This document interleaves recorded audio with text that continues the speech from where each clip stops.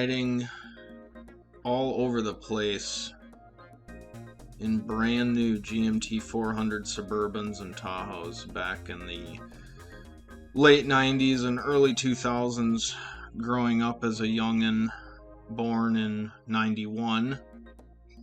But even though I was pretty young when my next door neighbors brought home a brand new black with gray interior Suburban identical to this one, I remember it like yesterday. And quite honestly, even though I was only 8 years old, I fell in love with the GMT 400 body shape right then and there. I really truly did, and I have loved them ever since. I have owned a C1500 myself that I greatly enjoyed, with the 350 TBI motor, which just legendary power plant.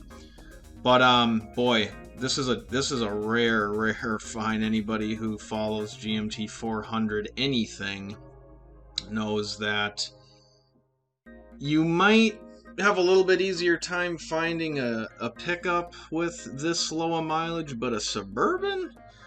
I mean, let's be quite honest, most of the Suburbans and Tahoes were bought and used for their purpose. They were not just set to the side to be any sort of an old man collector item. Like, again, you might have a little bit more chance happening with the pickups. But yeah, this one looks just absolutely spot on, perfect for the most part. The the metallic green, I think they called it forest green if I'm not mistaken. It's got tow package, it's got the LT preferred equipment package, obviously leather interior, push button 4-wheel drive. The seats, I mean, look like they're in perfect shape, and it's never been in an accident, and I believe said it's been a Southern vehicle its whole life, so very little chance of rust or any sort of oxidation threats there. Yeah, I can't even remember the last time I saw Tahoe or Suburban with this few miles on it. And to have a last year, a lot of people would argue one of the best years with the Vortec motor,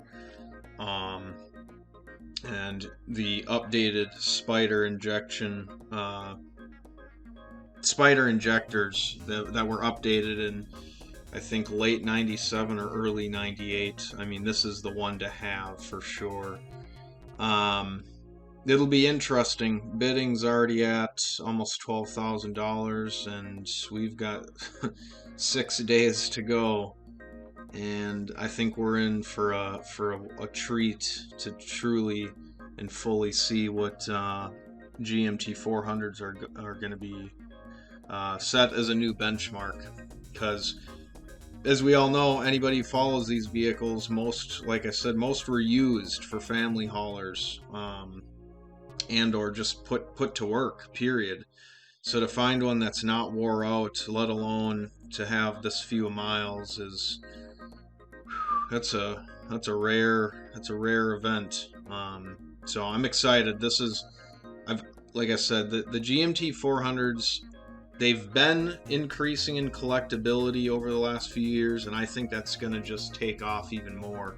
I mean, their style, their simplicity, their ability to go lots and lots of miles with, minimal maintenance. I put 30,000 miles on my 88 C1500 personally, and it never once left me stranded.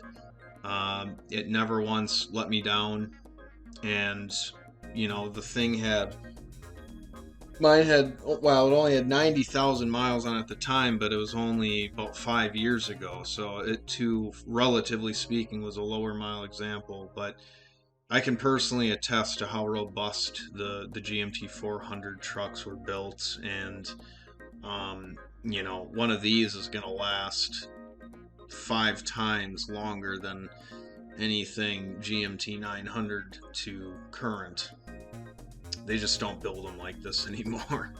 They absolutely do not. The interior materials, the fit and finish of everything, and even small, small details like door handles, for example, on GMT 400s versus the 900 and later trucks. They're just so much more robust, and they just have a lot more solid feeling to them. So, parts are still plentiful for these. They're easy to find parts. The parts are cheap, and it's just truly the end of an era with the GMT 400 vehicles. It was really kind of a shame that the preceding generations didn't really live up. I mean, the GMT 800 trucks were pretty good too, to be fair. They were. But, they didn't have the classic design, I guess. The classic square body, simple, clean body lines that the 400s had. And it's just so iconic because GM made so many of these. We still see a fair number of these on the road for their age, everything considered. There's still a fair number of these rolling around out there,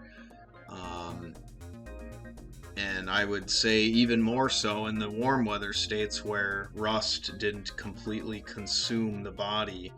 At least in the upper Midwest where I'm at, a lot of these just rotted away. The frames rotted, or the quarter panels, and or floors just had holes in them, or running boards, the attachment points, the brackets would rust literally completely away from all the salt put on the roads here. And